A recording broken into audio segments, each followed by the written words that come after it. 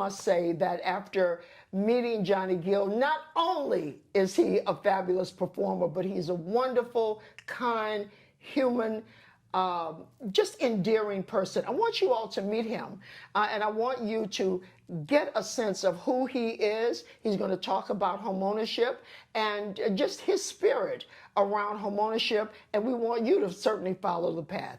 Thank you so much, Johnny. It's a pleasure to be with you. I need a woman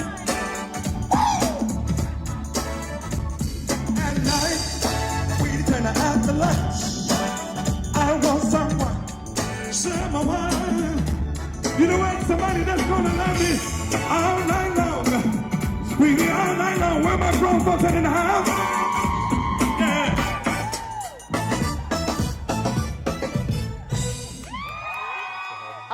Let's just talk for a minute about homeownership, why you think this is important for our audience, for the millions of people that we service around the country. Tell us a little bit about your pursuits.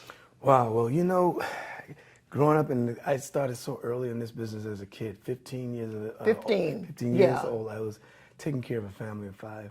And the reality of it is it's just something we talked about just early in the conversation, just kicking it in. It's about education. For most of us, and especially for Afro-Americans, we just we came or come to the party and have come to the party so late. Yes. If I had learned anew back then what I know now. Yeah. I remember having an opportunity to have credit cards. Yeah. And thinking it was free money. I thought, oh, you spend it, and you know, and if you pay it back, fine. And if you don't, oh well. That's right. That's right. You go over a period of time and recognize that those things, and when you default on those things, that them things follow you for a long time. That's right. That's right. And it really can impact or affect you moving forward when you're growing, to have opportunities to make purchases and to be able to do the things that you need to do. So I learned at later on in my life, but I'm so happy to see what you guys are doing, but hoping that it does help and reach so many others. That, you know, first it starts with, especially kids that's coming out of college or going into college, or just and even in high school, and that to start thinking in the mindset of where you want to be and what you want your life and your future to be. Absolutely.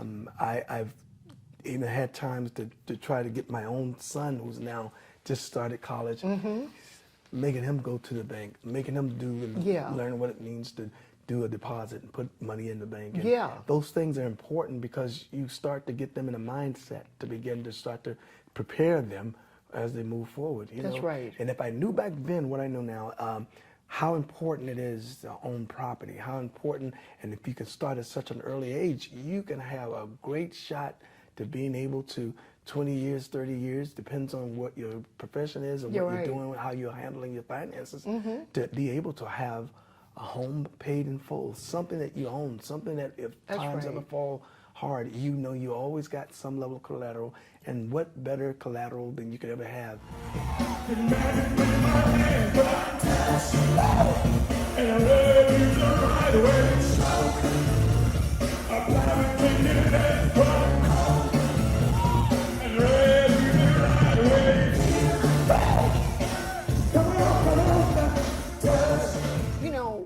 Most people think that entertainers, everything is coming easy. You got money flowing everywhere. You know, most people own homes very early. I mean, what has been your path?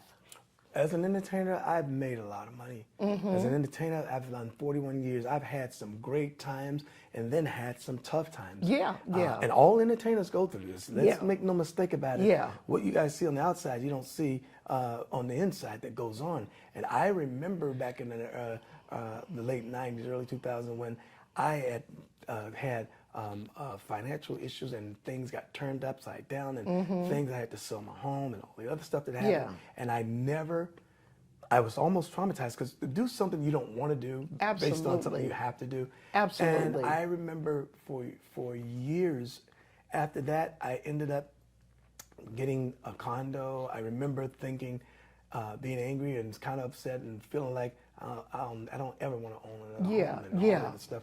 And I leased for years, years on end, and was still making money.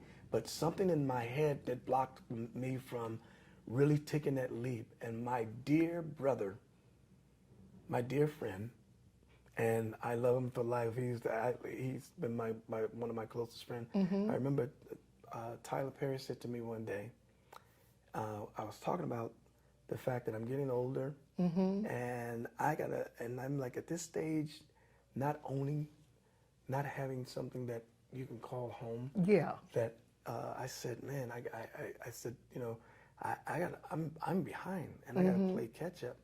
And he said, well, what's stopping you right now? He said to me, he says, you know, you gotta take that leap of faith, and what do you have to lose? And that's something that you should be doing at this stage of your life.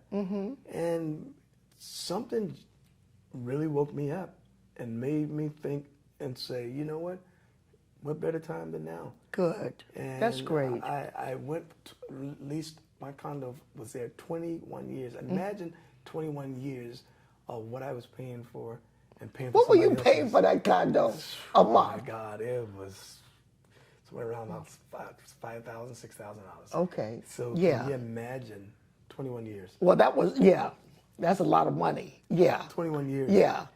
And what you add that up to what I could have done. Oh Lord, with that money, yes. Yeah, and owning property. And so, but I was one of the fortunate ones to be able to do what I do for a living and make great money. Yeah, to be able to.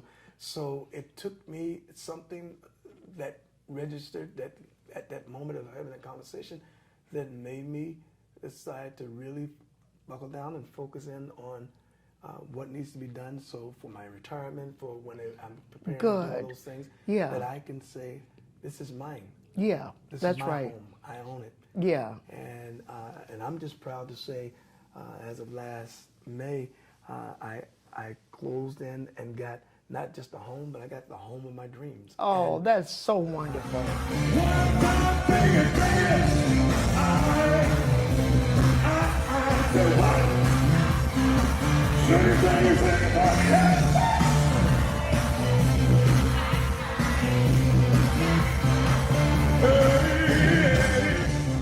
That we all deserve and should at some point think like everybody else about your future. And that's not something that is taught in schools. That's right. That's right. Nor in the home.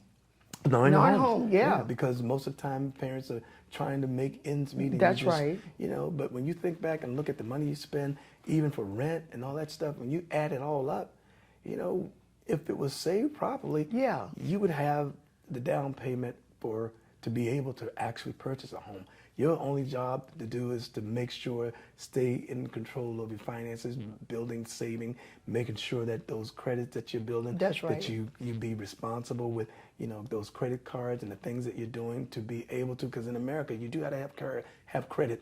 Yeah, that's right. In a lot of ways to get a lot of things done. Yeah. So, and we need to teach our kids the importance of that as well, of having good credit. It's important. Absolutely, absolutely. You know, we talk about younger kids, and we have, I started 6 years ago, a program at HBCUs. We're now at 17 HBCUs, and we have now 10 of our kids who are in the process or have already bought their homes at the age of 22. I met one last night, and I was just like, wow, which is amazing. And that's what such a great job, and it's a good feeling to see that someone is taking the initiative to start to giving them a good start, a running start, because when you don't know, you just don't know. Absolutely, absolutely. And you know, I mean, this is the financial education, the financial guidance and direction is really what our community needs. Yes. People live so often in fear. Thank God you had a Tyler Perry to talk to. Most people don't have anyone to talk to, so they sit in fear and dismay for most of their lives. But you know, at some point though, Johnny, like you said, you know, hopefully most of us will wake up, meet someone, do something, and it doesn't even matter what age you are. No, you it know, doesn't. just move it forward, Move take forward. control of your life. But if you start, you know, as they said, the old saying, most people don't plan to fail, they fail to plan. Exactly. And if you don't put some kind of plan in place and start to think about where you want to be and what you want to do with your life, and if the earlier you can start, man, you got, let me tell you something, the sky's the limit. The sky's the limit. Oh, when you have family, friends, and some of the ones that, which I was speaking about earlier, it is so important that your mindset is of such that your ego is not in the way.